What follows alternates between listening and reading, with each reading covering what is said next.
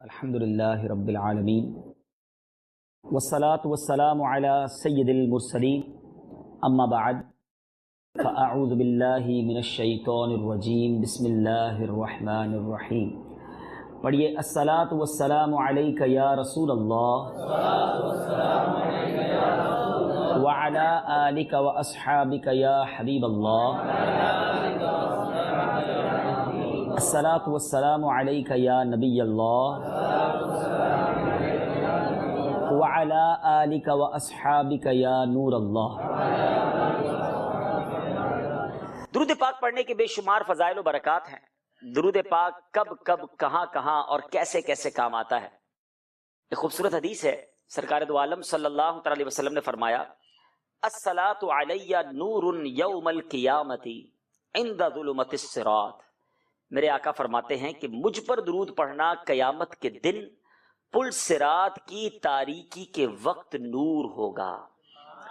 پل صراط جو ہے، دنیا بھر میں کوئی بھی راستہ آسان جب پار کیا جا سکتا ہے، یا تو اس راستے پہ لائٹس لگی ہوئی ہوں، یا اجالا ہو، یا ہماری گاڑی میں یا ہماری سواری میں لائٹس ہوں۔ اندھیری رات ہو اور کوئی ایسا پل ہو نہ جس پر لائٹ ہو، اور آپ کے پاس بھی لائٹ نہ ہو تو کیسے پار ہوگا؟ اور پل صراط تلوار سے زیادہ تیز ہے اور بال سے زیادہ باریک ہے، اور یہ پل جہنم کے اوپر بنا ہوا ہے، اندھیرے میں ڈوبا ہوا ہے، گناہگار کٹ کٹ کر جہنم میں گر رہے ہوں گے۔ اس سے زیادہ دہشت ناک اور کون سا سفر ہوگا؟ اور یہ 2 کلومیٹر 4 کلومیٹر بڑا پل نہیں۔ پل صراط کے بارے میں احادیث میں یہ مضمون ملتا ہے، پل صراط 15,000 سال کی راہ ہے، 15,000 years، 5,000 برس لگیں گے اوپر چڑھنے کے لیے۔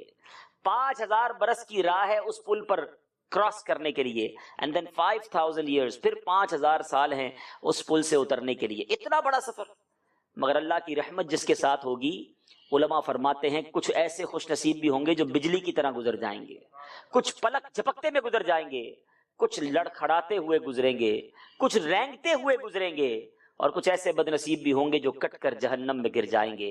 یہ بڑا ہی خطرناک پل ہے، اور میرے آقا نے گویا پل صراط سے ایسا نہیں کہ کوئی بچ کر نکل جائے گا، there is no short cut، we have to cross، ہم سب کو برج آف صراط سے گزرنا ہے، مگر ہم میں سے کس نے اس کی فکر کی ہے؟ مگر نبی پاک علیہ الصلوۃ والسلام کیا فرماتے ہیں؟ قیامت کے دن مجھ پر درود پاک پڑھنا پل صراط کی تاریکی کے وقت نور ہوگا۔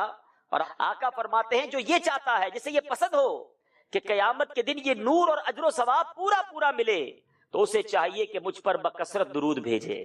تو قیامت کے دن ان نیکیوں کو، ان برکتوں کو، اس نور کو حاصل کرنے کا طریقہ یہ ہے کہ آپ دنیا میں اپنا معمول بنائیں، اپنی ہیبٹ بنائیں کہ کثرت کے ساتھ درود پاک پڑھیں۔ درود پاک پڑھنے والے انشاءاللہ پل صراط پر بھی ثابت قدم رہیں گے۔ اور یاد رہے، نبی پاک کی اس امت سے محبت دیکھیے کہ اتنا خطرناک پل ہے نا، میرے آقا وہاں کیا فرما رہے ہوں گے، آقا کا وہاں کیا کردار ہوگا؟ اللہ اکبر۔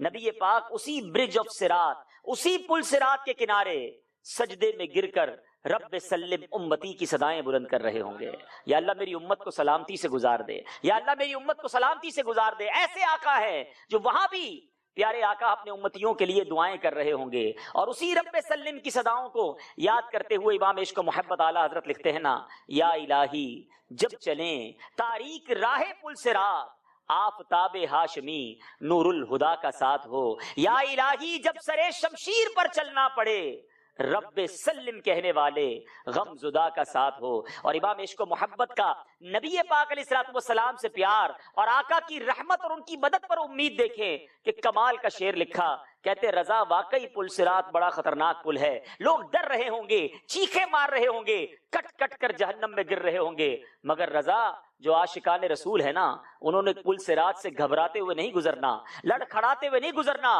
اے رضا گزرنا ہے پل سے تو وجد کرتے ہوئے گزرنا ہے۔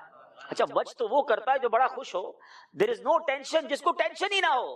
مگر امام عشق و محبت سمجھا رہے ہیں کہ امتی وجد کیوں نہ کرے، what is the reason behind it، اس کے پیچھے کیا ایسا ریزن ہے کہ امتی جھومتے ہوئے گزرے گا؟ فرماتے رضا پل سے اب وجد کرتے گزریے کہ ہے رب سلم صدائے محمد، کہ سرکار اللہ کی بارگاہ میں امت کے لیے دعائیں کر رہے ہوں گے، اور آقا کی دعا رد نہیں ہوتی، وہ مقبول ہوتی ہے، تو ان کی دعائیں ساتھ ہے تو پھر کس بات کا ڈر ہے؟ تو اے میرے میٹھے اسلامی بھائیوں، جو آقا میدان محشر میں ہمیں یاد رکھیں، ان آقا کو ہم دنیا میں کیسے بھول جائیں؟ یہ جو عید کے 3 دن ہے نا، یہ سب سے زیادہ مشکل ہوتا ہے۔ جو ان 3 دنوں میں نماز پر پابند رہا نا، مسجد کی چھٹی نہیں کی، اس کے بعد وہ پابند ہو جائے گا انشاءاللہ، کیونکہ یہ 3 دن شیطان بہت زور لگاتا ہے، شیطان کے چیلے بھی بہت زور لگاتے ہیں۔ میں آپ کو ایک بات بتاؤں، امیر اہل سنت جو ہے نا، بانی دعوت اسلام، یہ کمال کی شخصیت ہے، ان کی باتیں بہت ساروں کو بہت بعد میں سمجھ آتی ہیں۔ میں اپنی بات کرتا ہوں، جب بہت پہلے امیر اہل سنت نے ایک اعلان کیا تھا کہ عید کے 3 دن مدنی قافلے میں، میں بولوں یار اعتکاف 10 دن کیا، عید تو گھر والوں کے ساتھ منانے دو، عید بھی قافلے میں نہیں، عید 3 دن مدنی قافلے۔ اچھا، اس وقت سمجھ نہیں آئی، بعد میں سمجھ آئی کہ کیا کمال کا پلان ہے بھائی۔ ان 3 دنوں میں تو شیطان اور برے دوست گناہوں کی طرف لے جاتے ہیں، کہتے ہیں سیلاب آئے، طوفان آئے تو سائڈ پہ ہو جاؤ، ریلا گزر جائے گا تم بچ جاؤ گے۔ یہ 3 دن گناہوں کا ریلا آتا ہے، سبحان اللہ۔ میرے مرشد کہتے ہیں 3 دن مدنی قافلے میں چلے جاؤ، اللہ کے گھر میں بیٹھ جاؤ، گناہوں کا ریلا گزرنے دو، چوتھے دن سارے دوست کام کاج پہ لگ جائیں گے، اب کسی کے پاس اتنا ٹائم نہیں ہوگا، تم بھی آگے اپنے کام کاج پہ لگ جاؤ گے، تو وہ گناہ والا جو سیلاب ہے نا، اس سے بچ جاؤ گے۔ تو یہ کمال کا انداز ہے۔ میں آپ کو بھی مشورہ دیتا ہوں، اگر ممکن ہے تو عید کے 3 دن مدنی قافلے میں، اور اگر نہیں جا رہے تو برے دوستوں میں نہیں، غلط کاموں میں نہیں۔ ہاں، اسلام سیلیبریشن کو منع نہیں کرتا، خوشیاں منائیں، عید کی مبارکباد دیں، مٹھائی کھائیں، اچھے کپڑے پہنیں، کھانا کھلائیں، تحفہ دیں، عیدی لیں، عیدی دیں، نو پرابلم۔ اب میں ایک جملہ سکھانا چاہتا ہوں، آج کے بعد یہ نیت کر لو، زندگی میں جب بھی خوشی مناؤں گا، ایسے مناؤں گا کہ میں بھی راضی، میرے گھر والے بھی راضی، میرے دوست بھی راضی، میرا رب بھی راضی۔ واللہ تم یہ خوشی منا کے دیکھ لو، اللہ تمہاری خوشیوں کو ملٹیپلائی کر دے گا، اللہ تمہاری خوشیوں کو باقی رکھے گا۔ ارے کون منع کرتا ہے عید منانے سے؟ مگر عید میں گانے، ناچ، بے پردے کی چول آتے ہو بیچ میں، کون منع کرتا ہے بچے کی برتھ ڈے بنانے سے؟ بناؤ برتھ ڈے، کھلاؤ کھانے، پہنو اچھے کپڑے، گفٹ بھی تو کوئی پرواہ نہیں ہے، لیکن اس میں کیوں ناچ گانے، کیوں میوزک کو شامل کرتے ہو؟ ارے نعت خوانی کر لو، بچے کی سالگرہ کی خوشی میں قرآن خوانی کر لو، اللہ کا ذکر کرو۔ عقل تو یہ کہتی ہے وہ عطائیں بڑھائے ہم سجدے بڑھائیں، وہ عطائیں بڑھائے ہم صدقے بڑھائیں، مگر ہو یہ گیا کہ وہ عطائیں بڑھاتا ہے ہم خطائیں بڑھاتے ہیں۔ نہ کرو ایسا۔ اس عید کو یہ ثابت کرنا ہے آپ نے اور مجھے کہ میں نے اب خوشی ایسے منانی ہے کہ میں بھی راضی، میرے دوست بھی راضی، میری فیملی بھی راضی، اور مجھے عید کی خوشیاں دینے والا میرا رب بھی راضی۔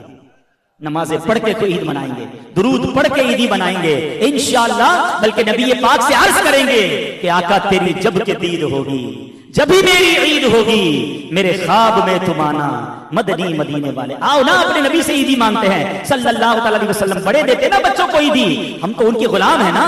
ایسی نمازیں پڑھ کے درود پڑھ کے آقا سے رو رو کر عرض کرنا کہ حضور آج عید کا دن ہے اور آپ نے ہمیں عیدی میں اپنا عشق دینا ہے، اپنی غلامی کی خیرات دینی ہے، اور حضور ایسا کرم کر دیں کہ ہمیں اپنے دید کی عیدی عطا فرما دیں۔ تو یہ فلمیں دیکھ کر تو دیدار مصطفیٰ نہیں مانگو گے نا، آنکھیں گندی کر کے کیسے دیدار مصطفیٰ کی خیرات مانگو گے؟ میرا کوئی ایسا بھائی مجھے سن رہا ہے جس نے عید کے لیے فلموں کی ٹکٹیں بک کر لی ہیں، جس نے عید کے لیے گناہوں کے اڈوں کی ٹکٹیں بن کر بک کر لی ہیں، تم وہ ٹکٹ کینسل کر دو۔ ہم نے انشاءاللہ آقا سے مدینے کا ٹکٹ لینا ہے، ہم نے جنت کا ٹکٹ لینا ہے، ہم نے آقا سے ان کی دید کی خیرات لینی ہے، ہم نے عید انشاءاللہ گناہوں سے بچ کر منانی ہے انشاءاللہ۔ کیا ایسا نہیں ہو سکتا کہ ہم عید کی خوشیوں میں کچھ اور چہروں پر بھی خوشیاں بکھیر دیں، کسی اور کے گھر میں بھی اچھی عید کر دیں؟ ہمارے بچوں کو عیدی بھی دے رہے ہیں، کپڑے بھی زبردست پہنا دیے، تیاری بھی کر رہے ہیں، لیکن کچھ گھرانے ایسے ہیں جی ناظرین جن کے گھروں میں آج عید کے دن بھی اچھا کھانا نہیں بنا ہوگا، ہو سکتا ہے ان کے بچوں نے آج بھی اچھے کپڑے نہیں پہنے ہوں گے، آج بھی کچھ یتیم بچے ہوں گے جن کے سر پر باپ کا سایہ نہیں، تو تھوڑا سا باہر نکلیے، بلکہ باہر نہ نکلیے، تھوڑا سوچ لیجیے، آپ کے اپنے ملازمین، آپ کے اپنے غریب رشتہ دار، آپ کے آس پاس پڑوسی، یا کچھ غریب علاقے آپ کے گھر پہ کچھ کام کرنے والے والیاں ہیں۔ اچھا ایک اور فینومنا پتہ کیا بن گیا ہے کہ ہم یہ سمجھتے ہیں کہ جو مانگنے نہیں آیا نا اس کو کیا دینا، اس کے پاس ہے اس کا مطلب۔ یہ ہماری شاید بہت بڑی بھول ہے۔ اصل جو سفید پوش ہوتا ہے نا وہ بیچارہ قرضہ لے لے گا، وہ ہاتھ نہیں پھیلائے گا۔ مانگنے والے بہت تھوڑے ہیں، پریشان بہت زیادہ ہیں۔ آج کل جو پچھلے سال 2 سال میں مہنگائی ہوئی ہے، آپ کیا کہیں گے اس بارے میں؟ کہ اتنی مہنگائی ہوئی ہے کہ 20 25 30 ہزار والے آدمی کا تو گزارا ہی نہیں ہے۔ عید تو اس کے لیے بہت بڑی چیز ہے، عید کے پیسے کہاں سے لائے گا وہ؟ اس کو پہلے ہی گھر میں، یعنی میں جو سمجھتا ہوں if I am not wrong کہ 20 25 30 35 40 ہزار والا بھی شاید اینڈ آف دا منتھ قرضے میں ہی ہوتا ہے، بڑی مشکل سے وہ دن گن رہا ہوتا ہے کہ کب پہلی تاریخ آئے گی۔ جو سفید پوش ہوتا ہے نا اس کے لیے جان نکل جاتی ہے، لیکن میں یہاں ایک مشورہ دوں گا، آپ کو بھی دوں گا، میں اپنے آپ کو بھی مشورہ دے رہا ہوں اور میرے ناظرین کو بھی دے رہا ہوں۔ ہم یہ کیوں سوچتے ہیں کہ ہمارے ملازمین، ہمارے غریب رشتہ دار آئے نہیں ہیں مانگنے تو وہ سفیشینٹ ہوں گے؟ وہ اس لیے نہیں آئے کہ ان کی زبان نہیں اٹھی ہے۔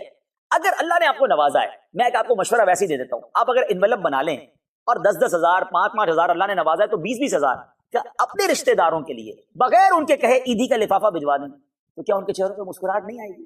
کیا وہ اپنے بچوں کو جو سوچ کے رکھا تھا کہ یار یہ چیز دلانی تھی وہ دلانی دیں گے؟ ہمیں شاید اتنا فرق نہ پڑے، اللہ نے بہت سو کو بہت نوازا ہے۔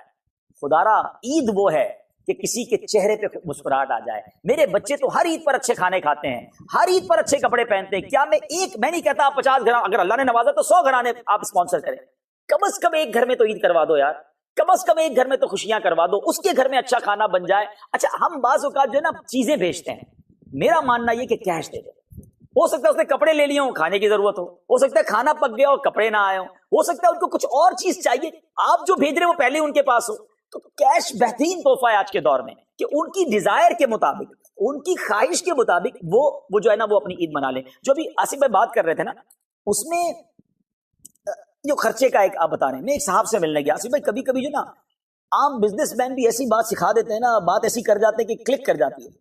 اس بندے نے کہا کہ میں اپنے ہر بچے کی شادی میں 2 سے 3 غریب بچوں کی شادیاں کرواتا ہوں، میں نہیں کرتا بڑی دعوت، میں نہیں کرتا کوئی بھی فنکشن، میں نے اپنے بچوں کو سمجھا دیا ہے بیٹا اگر تم نے زندگی بھر خوش رہنا ہے نا تو اپنے ساتھ 2 دعا کرنے والے خاندان بسا لو۔ اب وہ میاں بیوی جن کی میں نے شادی کرائی ہے نا، وہ ساری زندگی میرے اس بچے کو دعائیں دیتے ہیں۔ اب یہ کتنا اچھا طریقہ ہے کہ کروڑ 2 کروڑ 4 کروڑ دعوت پہ خرچ کرنے کی بجائے اگر اسی بجٹ میں ہم کچھ غریب بچیوں کی شادیاں کروا دیں تو وہ آپ کے بچے کی شادی کے ساتھ ان کی شادی ہوئی ہے، وہ خاندان خوش ہے، آپ کی اولاد خوش ہے، آپ کی فیملی خوش ہے۔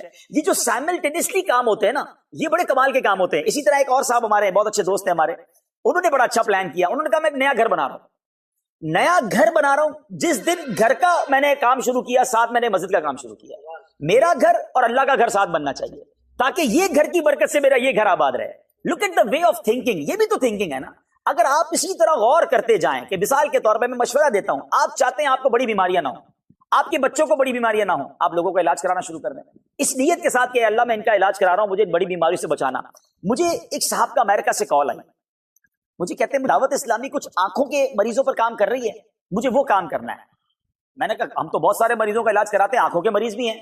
اچھا اتفاق یہ تھا آصف بھائی انہی دنوں میں مجھے 2 آنکھوں کے مریض جن کی آنکھوں کا بیچاروں کا بال ہی خراب ہو گیا تھا، 4.5 لاکھ روپے خرچہ تھا، تو میں نے اس بیچارے، اچھا وہ تھے بھی عالم دین، ان کی تصویر بھیجی کہ بھائی ان کا کام ہے، کہا فوراً مجھ سے پیسے منگوا لیں، تھوڑی دیر بعد ایک اور فوراً منگوا لیں۔ میں نے کہا مجھے تجسس ہوا، میں نے کہا یہ آنکھوں کو کیوں پکڑ لیا اس نے بھائی، کوئی وجہ تو بتاؤ، امریکہ میں ہوتے ہو۔ میں نے ان سے وجہ پوچھی، کہتے ہیں میرے بہت قریبی دوست کی سڈنلی آنکھ چلی گئی، کچھ بھی نہیں تھا، اللہ نے اتنا نوازا ہے وہ نابینا ہو گیا۔ میں نے سوچ لیا کہ اگر اس آفت سے بچنا ہے نا تو مجھے آنکھوں کا علاج کروانا چاہیے۔ Look at the way of thinking, یار کتنی اچھی سوچ ہے۔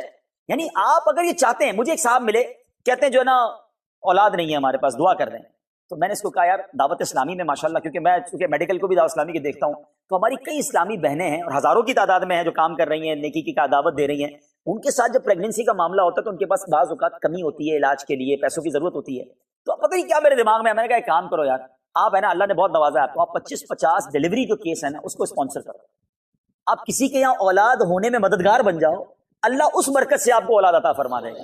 تو یہ وہ تھنکنگ ہے کہ اگر میں اور آپ اگر یہ سوچ لیں کہ ہمارے آس پاس آفتیں ہیں، ہمارے آس پاس لوگ بڑی بڑی بیماریوں میں ہیں، اگر میں اور آپ چاہتے ہیں کہ ہم آفتوں اور مصیبتوں سے بچیں، یہ حدیث میں بھی تو ہے نا کہ صدقہ بیماریوں کو ٹالتا ہے، تو لیٹس موو فارورڈ۔ آج میرا یہ پیغام لے لیں، تھوڑا سا آج ہی کر لینا، ہاں عید کا پہلا دن ہے نا، آج ہی کوشش کر لو یار، کسی کے گھر میں عید کرو۔ اب مولانا روم نے اس واقعے کو نکلنے کے بعد، پورا بیان کرنے کے بعد سمجھایا کہ یہ ہے شیطان، کہ جو لوگ اپنے دین سے غافل رہتے ہیں، اپنے ایمان سے غافل رہتے ہیں، اپنی عبادتوں سے غافل رہتے ہیں۔ ہم صرف رسی لے کر ہی تو چل رہے ہیں نا، پیچھے دین کی کیفیت کیا ہے، ایمان کی مضبوطی کیا ہے، نمازوں کا حال کیا ہے، صرف ایمان کہلانے والے، مسلمان کہلانے والی رسی ساتھ ہے۔ فرمایا بہت عرصے کے بعد مڑ کر دیکھتے ہیں تو ایمان ہی چھن گیا ہوتا ہے، اعمال ہی برباد ہو گئے ہوتے ہیں، اور پھر شیطان ایسا مردود ہے کہ مزید حرص اور لالچ میں گرفتار کر کے پہلے ایمان اور اعمال لے گیا اور اس کے بعد ہماری حیا بھی لے گیا۔ آج کیا نہیں ہو رہا ہمارے معاشرے میں، کس قدر اوریانی ہے، کس قدر فحاشی ہے۔ آج ایک صحیح شرم و حیا والا شخص کیا کسی فیملی کی دعوت میں جا سکتا ہے جس کی واقعی نظروں میں حیا ہو؟ سمجھ نہیں آتا کہ اچھے خاصے نیک نمازی کہلانے والوں گھر والوں کی عورتوں کو کیا ہو گیا ہے۔ اس قدر بے حیائی، اس قدر مکس گیدرنگ کا رواج آ گیا. لوگ کہتے ہیں جناب زمانہ آگے چلا گیا ہے. ارے زمانہ کتنا بھی آگے چلے جائے، ہمارا اسلام تو ہم سے نہیں گیا، ہماری حیا تو ہم سے نہیں گئی، نبی پاک سے محبت تو ہم سے نہیں گئی، ہماری اقدار تو ہم سے نہیں گئی. میرے میٹھے اسلامی بھائیوں، سمجھنے والی بات ہے، یہ شیطان یہی تو کرتا ہے. ایک اور واقعہ مثنوی شریف میں مولانا روم نے لکھا کہ ایک درزی تھا، اور اس درزی کے بارے میں مشہور تھا بڑا چالاک بھی ہے، اور جو بھی کپڑا سلوانے آیا اس کے کپڑے کو چوری کر لیتا ہے، اس کے کپڑے میں سے کوئی نہ کوئی حصہ کاٹ لیتا ہے. اب جناب ایک پولیس والا گیا اور جا کر کہا کہ میں پولیس والا ہوں اور بڑا ہوشیار ہوں، مجھے تمہارے بارے میں پتا چلا ہے تم کپڑے کو چوری کر لیتے ہو، خبردار جو میرے کپڑے کے ساتھ کچھ کیا. کہا جناب کمال ہو گیا، ایسا تو میں کچھ بھی نہیں کرتا، آپ سامنے بیٹھے آپ کے سامنے آپ پر کوٹ سیتا ہوں. تو کہا ٹھیک ہے دیکھو کوئی گڑبڑ نہیں کرنا. کہا بالکل گڑبڑ نہیں کروں گا. آپ کوٹ سیتے سیتے کہا حضور آپ فارغ بیٹھے ہیں، آپ کو ایک لطیفہ سناتا ہوں، ایک مزاحیہ بات سناتا ہوں. کہا چلو سناؤ. اب اس درزی نے، اس کو بڑے لطیفے یاد تھے، ایک لطیفہ سنایا. جیسے ہی لطیفہ سنایا تو پولیس والا ہنستے ہنستے ہنستے لوٹ پوٹ ہو گیا. جیسے ہی اس کا سر نیچے ہوا اس نے کوٹ کا ایک پیس کاٹ لیا، کپڑے کا ٹکڑا کاٹا اور سائڈ پہ رکھ لیا. تھوڑی دیر بعد پھر کہتا حضور اور سناؤ. کہا اور سناؤ. پھر سنایا، ہنستے ہنستے اس کا منہ نیچے ہوا، دوسرا ٹکڑا کاٹ لیا کپڑے کا. تھوڑی دیر بعد وہ اب پولیس والا کہتا ہے بھائی اور سناؤ. کہا حضور سنا تو دوں گا، کوٹ آپ کا چھوٹا ہو جائے گا. تو مولانا روم نے لکھا کہ یہ ہے شیطان. سمجھو کہ تمہیں باتوں میں لگا کر، تمہیں دنیا کے نظاروں میں گم کر کے، تھوڑا تھوڑا کر کے تمہارے اعمال، تمہاری نیکیاں، تمہارا ایمان برباد کرتا چلا جا رہا ہے اور تمہیں پتہ بھی نہیں چل رہا. یہ ایسا مکار ہے میرے میٹھے اسلامی بھائیوں، سمجھنے کی کوشش کریں. One of the biggest enemy. ذرا سمجھیے مقابلہ کس سے، میرا اور آپ کا. اس وقت بھی وہ ہمیں دیکھ رہا ہے، ہم اسے نہیں دیکھ سکتے. مجھے اور آپ کو نیند آتی ہے، اس کو نیند نہیں آتی. میں اور آپ تھکتے ہیں، وہ تھکتا نہیں. وہ خون کی طرح جسم میں دوڑتا ہے. اتنا خطرناک اینیمی ہے مگر فکر ہی نہیں ہے، ٹینشن ہی نہیں. اور اس کا ایم کیا ہے؟ Ultimate goal. شیطان کا ہم سب سے ٹارگٹ کیا ہے؟ تو ہمارے پیسے تھوڑی چاہتا ہے. First of all he need, اس کی خواہش یہ ہے کہ ہمارا ایمان ہم سے چھین لے، اور یہ آخر وقت تک کوشش کرتا ہے. یہاں تک روایتوں کا مضمون ہے کہ بندے کا جب آخری وقت آتا ہے نا، آپ کو میں لاجیکلی سمجھانے کی کوشش کرتا ہوں کہ آخری وقت جو ہوتا ہے نا، سکرات کا عالم، it's not easy time, difficult ترین وقت ہوتا ہے، زبان بھاری ہو جاتی ہے. ایک عالم دین کا کمال جملہ تھا، مجھے بہت یاد رہ گیا ہے. چلے میں ان کی یوں سمجھے کہ ان کے لیے بھی ثواب جاریہ ہو جائے گا، دہرا دیتا ہوں، اور مجھے بہت پسند آیا ان کا جملہ. وہ فرماتے ہیں جب جب موقع ملے کلمہ شریف پڑھتے رہا کرو، کیونکہ جب زبان بھاری ہو جائے گی اس وقت کلمہ پڑھنا مشکل ہوگا، لیکن جس کی عادت ہوگی نا اس کی زبان پر کلمہ جاری ہو جائے گا. اب اس کو ایگزامپل کے ذریعے سمجھیں. جن لوگوں کی ماشاءاللہ کلمہ شریف کی، درود شریف کی، غوث اعظم رضی اللہ تعالیٰ عنہ کو پکارنے کی عادت ہوتی ہے، گاڑی میں جا رہے ہوں اچانک بریک لگے، جھٹکا لگے، ان کی زبان سے فوراً کلمہ پاک نکلتا ہے، یا غوث اعظم، یا رسول اللہ، اللہ مدد. کچھ نہ کچھ اچھی بات منہ سے نکلتی. کیوں؟ کہ ان کی زبان عادی ہوتی ہے اچھی بات کرنے کی، تو ڈیفیکلٹ ٹائم میں بھی فوراً زبان سے اچھی بات نکلتی ہے. ایسا ہوتا ہے. اور جس کی گالیاں دینے کی عادت ہوتی ہے، جس کی فحش باتیں کرنے کی عادت ہوتی ہے، ہم نے دیکھا ہے کہ کوئی ایسا جھٹکا لگے، کوئی ایسا دھکا لگے، ان کی زبان سے اس وقت بھی بری بات نکلتی ہے. سوچیں کہ ایسی زبان عادی بنا دی بری چیزوں کی. تو سکرات کی بات ہو رہی تھی کہ آپ مثال کے طور پہ گرمی سے آئیں، دھوپ پڑ رہی ہو، بڑے پریشر میں ہوں، تھکے ہوئے، پسینے سے شرابور آ کر اپنے کمرے میں بیٹھیں، اور آتے ہی کوئی آپ سے سوال شروع کر دے، یہ بتاؤ یہ بتاؤ یہ بتاؤ، تو آپ کیا کہتے ہیں؟ یار ابھی رک جاؤ بھائی، ابھی بالکل دماغ کام نہیں کر رہا ہے، بہت گرمی سے آیا ہوں، بہت ٹینشن میں ہوں، تھوڑا سانس لینے دو، مجھے پانی پلاؤ، تھوڑی دیر بعد بات کرنا. ایسا ہوتا ہے نا. یعنی جب آپ فرسٹریٹ ہوں، جب آپ ٹائرڈ ہوں، تھکے ہوئے ہوں، آپ سوال جواب کی کیفیت میں نہیں ہوتے، آپ بات نہیں کر سکتے، انڈرسٹینڈنگ ڈیفیکلٹ ہوتی ہے. سکرات اللہ غنی، موت کی تکلیف جو ہے نا وہ مردہ ہی جانتا ہے. اللہ مجھے اور آپ کو موت کی تکلیف سے محفوظ فرمائے. ورنہ روایتوں کا مضمون ہے کہ موت اس سے زیادہ سخت ہے کہ بندے کو تلواروں سے کاٹا جائے، چیرا جائے. موت اس سے زیادہ سخت ہے کہ اسے ہانڈی میں ابالا جائے. اب ایسی حالت میں بھی مردود کیا کرے گا؟ بندے کے سامنے آ جائے گا اور کسی مرحوم کی شکل میں آئے گا. کسی کے باپ کا انتقال ہو گیا نا، اس کی شکل میں آئے گا، والدہ کی شکل میں آئے گا، ماموں دادا دادی کی شکل میں آئے گا جس کا انتقال ہو گیا، اور آ کر کہے گا کہ بیٹا مرنے کے بعد ہمیں پتا چلا کہ اسلام صحیح مذہب نہیں ہے، تو اسلام سے پھر جا. معاذ اللہ، جس کا ایمان کمزور رہا، جو شیطان کی باتیں زندگی میں بھی مانتا رہا، ڈر ہے کہ آخری وقت اس کی بات مان کر اپنا ایمان کھو دے گا. اعلیٰ حضرت نے یہی بات تو سمجھائی ہے. کاش سمجھیں ہم. سونا جنگل، رات اندھیری چھائی بدلی کالی ہے، سونے والوں جاگتے رہیو چوروں کی رکھوالی ہے۔ یہاں شیطان نے اپنے چیلے چپاٹے چھوڑے ہوئے ہیں۔ عجیب سما ہے کہ ہم اسلام دیکھیں نا، اب یہ ماشاءاللہ گھر ہے، آپ کو گھر بنانا آپ کس سے بناتے ہیں؟ بلڈر سے بناتے ہیں یا موچی سے بناتے ہیں؟ بلڈر سے بناتے ہیں نا۔ آپ کو دوائی لینی ہو تو ڈاکٹر کے پاس جاتے ہیں یا دودھ والے کے پاس جاتے ہیں؟ ڈاکٹر کے پاس جاتے ہیں۔ اچھا جناب گاڑی خراب ہو جائے تو آپ سوچے چلو یار آج گاڑی خراب ہوئی ہے، میکینک کے بجائے میں ایسا کرتا ہوں مسجد کے امام صاحب کے پاس چلا جاتا ہوں۔ آپ کہیں گے امام صاحب دعا تو کر دیں گے، گاڑی میکینک نہیں بنانی ہے۔ تو جس چیز کی ضرورت ہے آپ اس چیز کے ایکسپرٹ کے پاس جاتے ہیں۔ مگر وبال یہ ہے کہ اسلام سیکھنے کے لیے لوگ ہر کسی کے پاس چلے جاتے ہیں، جس کو نہ دین کا پتہ ہے، نہ علم دین حاصل ہے، نہ وہ کسی جگہ پر علم اس نے پڑھا ہے۔ ہر شخص اپنا اسلام بیان کر رہا ہے اور لوگ اس کی سن بھی لیتے ہیں اور پھر کنفیوز بھی ہو جاتے ہیں۔ یہی تو شیطان کی چال ہے نا۔ اعلیٰ حضرت نے کمال شعر لکھا اور کمال محاورہ استعمال کیا، فرماتے ہیں آنکھ سے کاجل صاف چرا لیں یہاں وہ چور بلا کے ہیں۔ آنکھ سے کاجل کوئی کیسے چرا سکتا ہے؟ آنکھ کے اندر ہی کاجل ہوتا ہے نا۔ مگر امام اہل سنت نے اس محاورے کے ذریعے سمجھایا کہ ایسے چور ہیں اسلامی لبادے میں آئیں گے، اپنے آپ کو اسلامک اسکالر کہیں گے اور تمہیں ایسی بات بتا کر چلے جائیں گے کہ تمہیں اللہ سے ہی دور کر دیں گے۔ آنکھ سے کاجل صاف چرا لیں یہاں وہ چور بلا کے ہیں، تیری گٹھڑی تاکی ہے اور تو نے نیند نکالی ہے۔ خدا را جاگتے رہیے، اپنے ایمان کی، اپنے اعمال کی، اپنے عقیدے کی حفاظت ہم نے کرنی ہے، کیونکہ مقابلہ بڑے سخت اینیمی سے۔ اور جو میں عرض کر رہا تھا کہ اس کا گول کیا ہے، پہلے ایمان چھین لے۔ اب دیکھتا ہے بندہ بڑا نیک ہے، نمازی ہے، شراب تو نہیں پیے گا، بدکاری تو نہیں کرے گا، ڈکیتی بھی نہیں کرے گا، اب کیا کروں؟ چھوڑتا پھر بھی نہیں۔ مذہبی اولیاء والوں سنو، جو نمازیں پڑھتے وہ بھی سنیں۔ اب شیطان کیا کرتا ہے کہ کسی طرح ان کی نیکیوں میں خرابی پیدا کر دوں، ان کے اچھے اعمال ان کو برباد کر دوں۔ اور وہ کیا ہے؟ شرک اصغر۔ حدیث میں شرک اصغر کہا گیا ریاکاری کو، دکھلاوے کو۔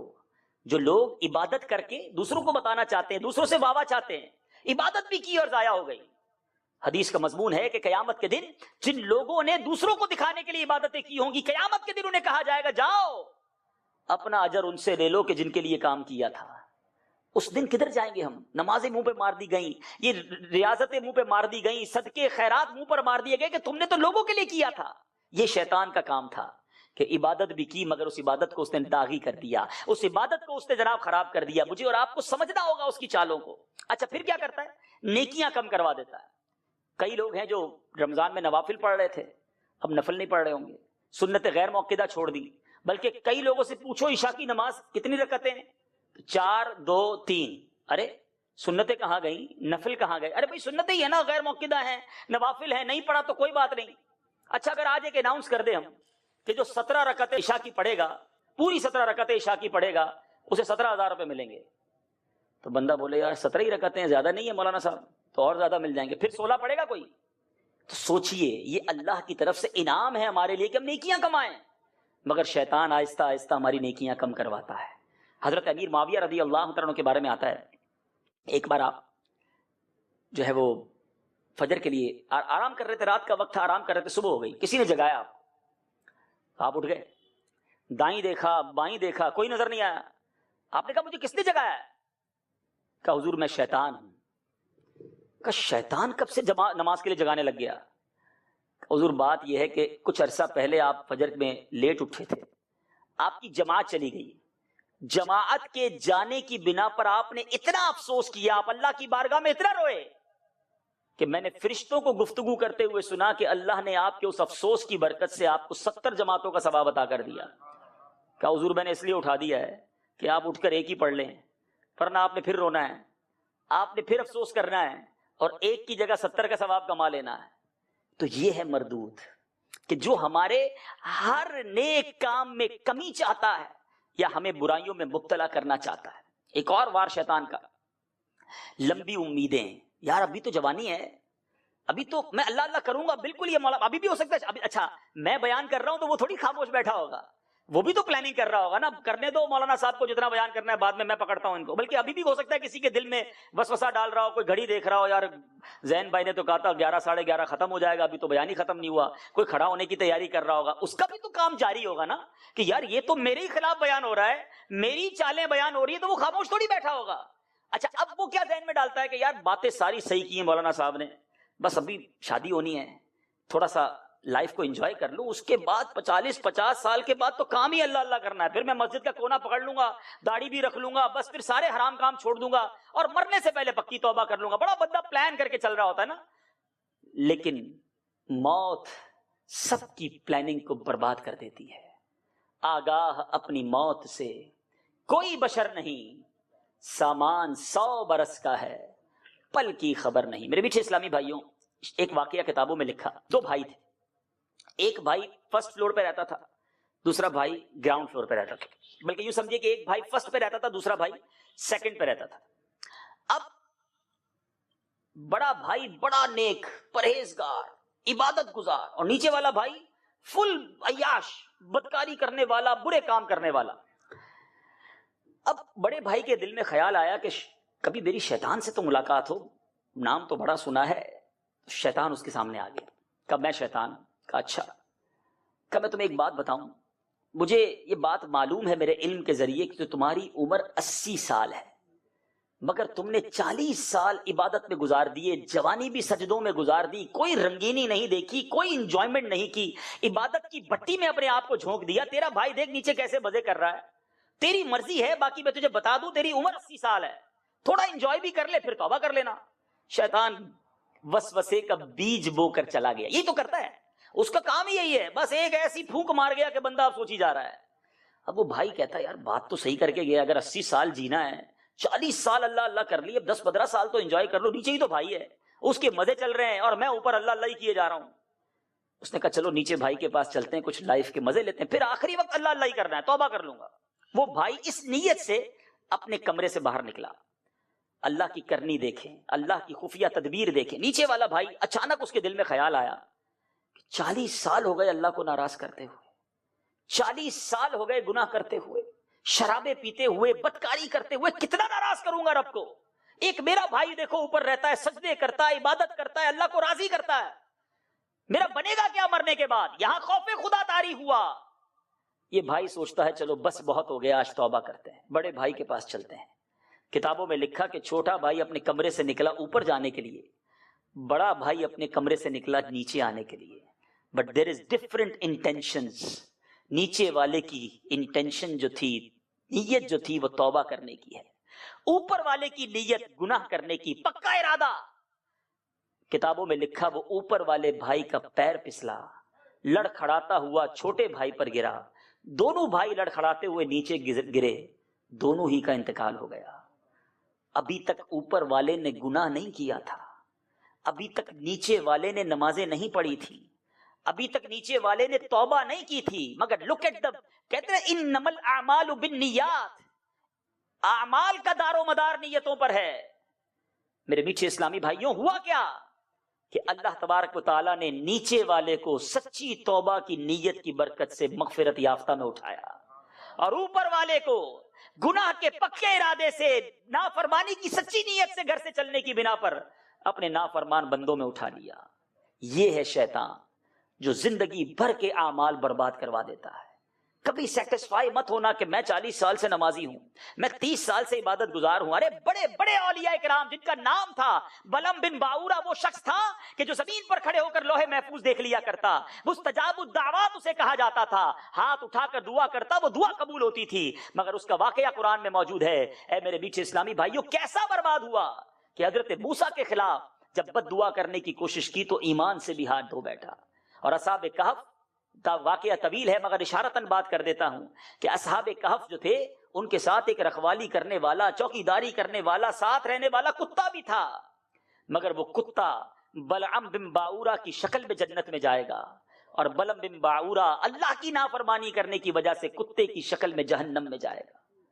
یہ ہے اللہ کی خفیہ تدبیر, اور یہ ہے شیطان کے وار جو بندے سے ایک ایسی غلطی کرواتا ہے کہ اس کا ایمان برباد ہو جاتا ہے, اس کے اعمال برباد ہو جاتے ہیں. تو ٹرائی ٹو انڈرسٹینڈ, ہمارا مقابلہ کسی چھوٹے اینیمی سے نہیں ہے, مگر گھبرانا بھی نہیں ہے.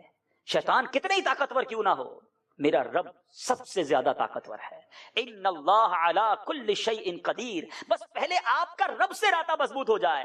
اللہ سے مدد مانگا کرو کہ یا اللہ شیطان کے مقابلے میں تو پاور دے دے, تو مدد فرما, مجھے اس سے اس کے واروں سے بچا لے. پھر دیکھو وہ رب کیسی مدد فرماتا ہے. پرابلم یہ ہے کہ جس سے لڑائی ہے تم نے اسی سے دوستی لگا لی ہے. اگر رب سے دوستی کر لو اللہ غیب سے مدد فرمائے گا. شیطان کے مقابلے میں جیت تمہاری ہو جائے گی. مگر پرابلم یہ ہے کہ ہم رب کی نہیں, ہم رحمان عز و جل کی نہیں, ہم شیطان کی مانتے ہیں. تو اے میرے میٹھے اسلامی بھائیوں, آج اس بیان سے مختصراً یہ ہائی لائٹ کرنا مقصود ہے کہ شیطان کے واروں کو سمجھیے, بلکہ سب سے پہلے تو اسے اپنا مضبوط دشمن سمجھ لیجئے اور اس کے مقابلے کی تیاری کیجئے. اور اس سے مقابلہ کیسے ہوگا؟ اللہ غنی. یہ بھی شیطان نے خود ہی کئی انبیاء سے ملاقات کر کے, کئی بزرگوں سے بات کرتے ہمیں بتا دیا. ایک واقعہ نزہۃ المجالس میں ہے کہ اللہ تبارک و تعالیٰ نے جب نماز کا حکم دیا نا تو شیطان نے چیخ ماری, دردناک چیخ ماری.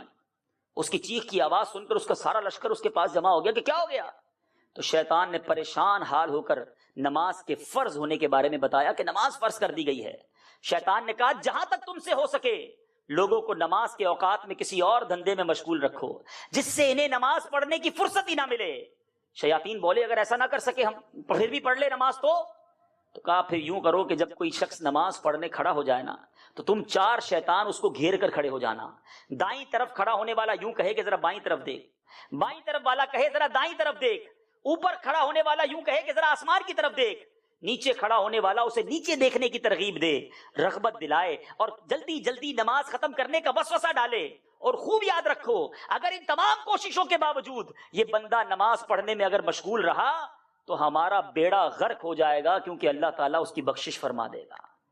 اٹ از نماز, یہ ہے ویپن, یہ ہے شیطان کا مقابلہ کہ اللہ کی بارگاہ میں سجدے کرو. یہ شیطان پر بڑے بھاری ہیں, مگر ایسا لگتا ہے پہلے دن ہی میں اس نے چت کر کے رکھ دیا ہے. چاند رات ہی کو مسجدیں خالی ہو گئیں. اے میرے پیچھے اسلامی بھائی, نماز پلر ہے اسلام کا, نماز دین کا ستون ہے. کسی گھر کا پلر نکال دیں کہ اب گھر کھڑا رہے گا. میرے اور آپ کے ایمان کا پلر نماز ہے, مگر نماز ہی ہم چھوڑ دیتے ہیں. نماز کو دین کا ستون کہا گیا. نماز مومن کی معراج ہے. نماز نبی پاک علیہ الصلوۃ والسلام کی آنکھوں کی ٹھنڈک ہے. نمازی کو قیامت کے دن نبی پاک علیہ الصلوۃ والسلام کی شفاعت نصیب ہوگی. And one of the biggest انعام, اس سے بڑا انعام میں نہیں سمجھتا دنیا میں کوئی اور ہو سکتا ہے, نہ آخرت میں کوئی ہو سکتا ہے. اور وہ کیا انعام ملے گا نمازی کو کہ اس کو اللہ تبارک و تعالیٰ کا دیدار کرایا جائے گا. نمازی مبارک ہو تمہیں, مگر جو نماز قضا کرتا ہے, جان بوجھ کر نماز قضا کرتا ہے, اس کا نام جہنم کے دروازے پر لکھ دیا جائے گا جس دروازے سے اسے انٹر ہونا ہے. اس کی قبر, حدیث کے الفاظ ہیں کہ بے نمازی کو قبر اس طرح دبائے گی کہ اس کی پسلیاں ٹوٹ پھوٹ کر ایک دوسرے میں پیوست ہو جائیں گی. آج کوئی مضبوط آدمی عید کے دن گلے ملے اور ہمیں دبائے تو چیخ نکل جاتی ہے, مگر جب قبر دبا کر پسلیاں توڑ دیں گی تو کس کو پکاریں گے؟ اللہ تبارک و تعالیٰ بے نمازی کے ساتھ سختی کے ساتھ حساب لے گا. تو خدارا شیطان کے واروں میں نہ آئیے. آج کے اس اجتماع میں ایک ڈیسیشن لے کر جانا ہے. رمضان ہم سے گیا ہے, ایمان نہیں گیا. رمضان ہم سے گیا ہے, عشق رسول نہیں گیا. رمضان ہم سے گیا ہے, اللہ سے ہمارا تعلق ہم سے نہیں گیا. ہم صرف رمضان کے مسلمان نہیں, بس آج ایک پکی سچی نیت کر کے جاؤ کہ انشاءاللہ آج کے بعد ہماری کوئی نماز قضا نہیں ہوگی. آج کے بعد انشاءاللہ گناہوں کے قریب بھی نہیں جائیں گے. اور جو گناہ کر رہا ہے, مجھے سارے گناہ گنوانے کی بھی ضرورت نہیں. اگر کوئی حرام روزی کما رہا ہے, کوئی حرام چیزوں کو دیکھ رہا ہے, کوئی حرام چیزوں کو سن رہا ہے, کوئی حرام بول رہا ہے, توبہ کر لے. کیونکہ ہم شیطان کی باتوں میں کیسے آ جائیں اور رحمان عز و جل سے کیوں دور ہو جائیں, اس کے وار ہی یہی ہیں کہ ہمیں گناہوں میں مبتلا کر کے جہنم کی طرف لے جائے. انشاءاللہ جنت ہمارے آقا کی ہے. اللہ کی رحمت سے جنت کی جو ملکیت ہے, جنت کا مالک جو ہے نبی پاک علیہ الصلوۃ والسلام کو رب نے بنایا ہے. تو اللہ کی رحمت سے نبی پاک کے امتی ہیں ہم رسول اللہ کے, جنت رسول اللہ کی. ہم انشاءاللہ جنت میں جائیں گے, لیکن نبی پاک کی سنتوں پر عمل کر کے اور نمازیں پڑھ کے اور گناہوں سے بچ کر جائیں گے. اب آخری باتیں تو سمجھ آ رہی ہیں اور نیت بھی آپ نے کر لی ہے, مگر اس پر پنکچوالٹی کیسے حاصل ہوگی, اس کو کنفرم ہم کیسے کر سکتے ہیں کہ جو آج میں نے نیت کی ہے وہ کل سے ہونا بھی شروع ہو جائے گا؟ نیتیں تو بہت ساری کی, پہلے بھی کی ہیں. تو اس کے لیے کچھ سٹیپ فارورڈ کرنا ہوگا. مثال دیتا ہوں, ہمیں مسجد میں ایک بچہ ملے, آپ روز نماز پڑھنے جائیں اور ایک بچہ ملے اور کہے کہ جناب دعا کر دیں حضرت میں میٹرک میں پاس ہو جاؤں. دوسرے دن نماز پڑھنے جائیں, پھر ملے کہ حضرت دعا کر دیں میٹرک میں پاس ہو جاؤں. تیسرے دن امام صاحب کو بھی کہ امام صاحب ذرا نماز کے بعد دعا کر دیں کہ میں میٹرک میں پاس ہو جاؤں. چوتھے دن کوئی اس بچے سے پوچھ لے بیٹا یہ بتاؤ کون سے اسکول میں پڑھتے ہو, تو بچہ جواب دے میں تو اسکول میں پڑھتا ہی نہیں ہوں. اب آپ کیا کہیں گے؟ یار کمال آدمی ہو, روز ہم سے کہتے ہو میٹرک پاس ہونے کی دعا کر دے, اسکول میں ہی داخلہ نہیں لیا, پھر کیسے پاس کرو گے میٹرک؟ ہم میں سے بہت سو کا حال پتہ ہے کیا ہے؟ ہم سارے کہتے ہیں دعا کریں نیک بن جاؤں, دعا کریں میں اچھا انسان بن جاؤں. بہت اچھی بات ہے. اچھا انسان بننے کے لیے آپ نے کیا کیا ہے؟ آپ نے کون سا اسٹیپ فارورڈ کیا ہے؟ کون سے اسکول میں داخلہ لیا ہے؟ اب بات سمجھ رہے ہیں؟ میں کچھ نہ کروں, میرا کوئی پلان نہیں نماز پڑھنے کا, میرا کوئی پلان نہیں فلمیں چھوڑنے کا, میرا کوئی پلان نہیں حرام روزی چھوڑنے کا, میرا کوئی پلان نہیں سنت پر عمل کرنے کا. ہاں تمنا رکھتا ہوں نیک ہو جاؤں. اب اس میں کوئی لاجک بنتی ہے؟ ہمیں پہلے کوئی اسٹیپ اٹھانا چاہیے. پہلے ہم نماز شروع کریں, پھر اللہ سے دعا کریں یا اللہ کرم فرما نماز کا پابند بنا دے. ہم ایک گناہ چھوڑیں جو واقعی میرے لیے ڈیفیکلٹ تھا کہ میوزک سنے بغیر نیند نہیں آتی تھی, مگر آج رات میوزک نہ سن کر اللہ سے دعا کروں اللہ آج رات میں نے کیا ہے, باقی راتوں پر تو استقامت دے دے.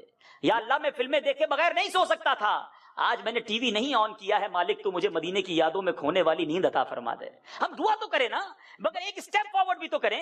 اللہ کی رحمت کی طرف ایک قدم بڑھاؤ, پھر دیکھو میرے مولا کی رحمت کیسے دوڑتی ہوئی تمہاری طرف آتی ہے, اپنی رحمت کے سائبان میں کیسے تمہیں چھپاتی ہے. یہ پہلے مجھے اور آپ کو ڈیسائیڈ کرنا ہوگا کہ مجھے جنت کی طرف قدم بڑھانا ہے کہ نہیں, رحمت الہی کی طرف آگے بڑھنا ہے کہ نہیں, کہ فقط سوچتا ہی رہوں گا کہ نیک بن جاؤں. گناہ چھٹ جائیں, سوچنے سے نہیں کچھ کرنے سے ہوگا. کیجئے پھر دعا کیجئے, دیکھیں کیسے برکتیں ملتی ہیں. اور میرے میٹھے اسلامی بھائیوں, اس کے لیے سب سے پہلا کام ہمیں انوائرمنٹ تبدیل کرنا ہوگا. اس وقت بہت سارے بھائی میرے بیٹھے ہیں, میں اتنے سارے اسلامی بھائیوں سے ایک سوال کرنا چاہتا ہوں. کسی کے ذہن میں اس وقت کسی فلم دیکھنے کا خیال آ رہا ہے؟ نہیں آ رہا ہوگا. کسی کا اس وقت معاذ اللہ کوئی حرام کام کرنے کا جی چاہ رہا ہے؟ نہیں چاہ رہا ہو. کیوں؟ یہ انوائرمنٹ ہمیں اللہ اور اس کے رسول کی باتیں سننے پر مجبور کر رہا ہے, آخرت کے بارے میں سوچنے پر مجبور کر رہا ہے, کچھ نیک عمل کے بارے میں ریئلائز کرنے پر مجبور کر رہا ہے. وائے ہم ایک اچھے ماحول میں بیٹھے ہیں اور یہ ماحول ہم سب پر اثر انداز ہو رہا ہے. یہاں سے اٹھیں, تھوڑی دیر بعد ایسی جگہ جائیں جہاں ذرا ڈانس ہو رہا ہو, میوزک چل رہا ہو, کوئی کلب کی باتیں ہو رہی ہوں, کوئی برے برے لطیفے سنائے جا رہے ہوں, تھوڑی دیر میں انسان گناہوں کی طرف منہ ہو جائے گا. تو اس کا مطلب یہ ہوا کہ انوائرمنٹ جو ہے, صحبت جو ہے, ماحول جو ہے, وہ انسان پر اثر انداز ہوتا ہے. اگر واقعی میں نے ڈیسائیڈ کر لیا ہے کہ مجھے نیک بننا ہے, میں نے شیطان کی باتوں میں نہیں آنا, تو I have to change my environment, مجھے اپنے ماحول کو تبدیل کرنا ہوگا. تو اس کے لیے ہمیں اچھے دوست تلاش کرنے ہوں گے, اچھا ماحول ڈھونڈنا ہوگا. میں شرابیوں کے ساتھ رہ کر نمازی نہیں بن سکوں گا, میں نمازیوں کے ساتھ رہ کر نمازی بن سکوں گا. میں سنتوں کے پابند لوگوں کے ساتھ رہ کر سنتوں کا پابند بن سکوں گا. میں عاشق رسول کے ساتھ رہ کر عشق رسول میں آنسو بہا سکوں گا. میں مدینے کی یاد میں تڑپنے والے کے ساتھ رہوں گا تو مجھے بھی مدینے کی یاد آئے گی. یہ دنیا کا بڑا لاجیکلی آنسر ہے. تو اگر آپ نے ڈیسائیڈ کرنا ہے, ٹریک آپ نے سیٹ کرنا ہے کہ جانا کدھر ہے, جنت کی طرف جانا ہے, مدینے کی طرف جانا ہے, اللہ کے فضل و رحمت کی طرف جانا ہے, تو اس شاہراہ پر قدم رکھنا ہوگا. جہنم پر لے جانے والے بہت سارے راستے کھلے ہیں. خدا را میرے بیچ اسلامی بھائیوں, ڈیسائیڈ کیجئے. اور آپ کے سامنے دعوت اسلامی کا مدنی ماحول ہے جہاں ہزاروں نہیں, لاکھوں نہیں, کروڑوں نوجوانوں کی تقدیریں بدلی ہوئی ہیں, جو ساری زندگی جناب عیاشی کرنے والے, برائیاں کرنے والے تھے, آج اللہ اور اس کے رسول کا ذکر کرنے والے بن گئے. جو دنیا کے نظاروں کے لیے بے چین رہتے تھے, آج ان کی آنکھیں عشق مدینہ میں روتی ہیں. وہ لوگ جو عجیب و غریب ناول پڑھ کے رات کو سویا کرتے تھے, آج روزانہ رات سورہ ملک کی تلاوت کر کے آرام کرتے ہیں, قرآن پاک کی تلاوت سے اپنی زبانوں کو تر کرتے ہیں. تو آپ بھی, میں نہیں کہتا سب کچھ چھوڑ کر آپ فقط دعوت اسلامی کے مدنی ماحول میں بیٹھ جائیں. ایٹ لیسٹ 2 بار دیکھیں, موبائل کی بیٹری بھی جب ڈاؤن ہوتی ہے تو کسی نہ کسی چارجر کے ساتھ تو پلگ ان کرتے ہیں نا, کہ چلو یار چارج ہو جائے گی تو پھر چلتی رہے گی. رمضان میں 30 ڈیز چارج کیا ہے, اب ایسا لگ رہا ہے کہ بیٹری ڈاؤن ہو رہی ہے, تو ویکلی 2 چارجنگ پروگرام آپ کو دے دیتا ہوں. صرف 4 گھنٹے دے دیں مجھے, صرف 4 گھنٹے اپنی آخرت کے لیے. 2 گھنٹے جمعرات کی رات دے دیں اور 2 گھنٹے ہفتے کی رات دے دیں. ان 2 گھنٹوں میں کیا ہوگا, جمعرات کی رات دعوت اسلامی کے 12 مقامات پر کراچی میں سنتوں بھرے اجتماعات ہوتے ہیں. لیکن ابھی بھی آدھا پونا گھنٹہ ہو گیا ہوگا بیان سنتے سنتے, کچھ تو ریئلائز ہو رہا ہے نا. دل کے دروازے پر کوئی تو دستک ہو رہی ہے. اگر ہر جمعرات کی دستک ہوتی رہی تو ہمارے دل کا رحمت والا دروازہ کھل جائے گا, ہمارے دل میں بھی اللہ کا نور داخل ہو جائے گا. بس دستک ہونے کی دیر ہے. کنٹینیو آئیں, ہر جمعرات کو 2 گھنٹے دیجیے. ماشاءاللہ جو کلفٹن ڈیفینس میں رہنے والے ہیں, فیضان جیلان مسجد بلاک 8 کلفٹن میں چودھری خلیق الزما روڈ پر ہے, یا فیضان مدینہ آ جائیں عالمی مدنی مرکز جو اولڈ سبزی منڈی پہ ہے. جمعرات مغرب سے عشاء 2 hours only I need on Thursday night, اور 2 ہفتے دے دیں ہمیں ہفتے کی رات سیٹرڈے نائٹ عشاء کے بعد 2 گھنٹے. اچھا نہیں آ سکتے, مجبوری ہے, ٹریول ہے, مدنی چینل پر یہ دونوں پروگرامز لائیو آتے ہیں. آپ لائیو 4 گھنٹے دے دیں, اپنی فیملی کے ساتھ دے دیں. آپ یقین کریں, آپ فیل کریں گے کہ شیطان کے مقابلے میں مدد مل رہی ہے, شیطان کے مقابلے میں اسپرچول ہیلپ ہو رہی ہے. اور انشاءاللہ اگر ہم واقعی نیک بننا چاہتے ہیں تو یہ 4 hours a week ہمیں بہت سپورٹ کریں گے. اللہ تبارک و تعالیٰ سے دعا ہے رب کریم ہمیں پورا سال نمازیں پڑھنے کی توفیق عطا فرمائے, پورا سال تلاوت قرآن کرنے کی توفیق عطا فرمائے, پورا سال درود پاک پڑھنے کی توفیق عطا فرمائے, اور پورا سال شیطان کو ہرانے کی توفیق عطا فرمائے. یہ کیسا مسلمان ہے جو شیطان سے ہار جائے؟ نہ زندگی میں ہاروں گا, نہ مرتے وقت ہاروں گا, بلکہ ایمان سلامت لے کر ہم انشاءاللہ دنیا سے جائیں گے اور اللہ کی رحمت سے نبی پاک کے پیچھے پیچھے جنت میں جائیں گے. اس شعر پر اپنے بیان کو ختم کرتا ہوں کہ باغ جنت میں محمد مسکراتے جائیں گے, باغ جنت میں محمد مسکراتے جائیں گے, پھول رحمت کے جھڑیں گے ہم اٹھاتے جائیں گے, خلد میں ہوگا ہمارا داخلہ اس شان سے, یا رسول اللہ کا نعرہ لگاتے جائیں گے. آمین بجاہ النبی الامین صلی اللہ تعالی علیہ وسلم. صلو علی الحبیب صلی اللہ تعالی علی محمد صلی اللہ علیہ وسلم.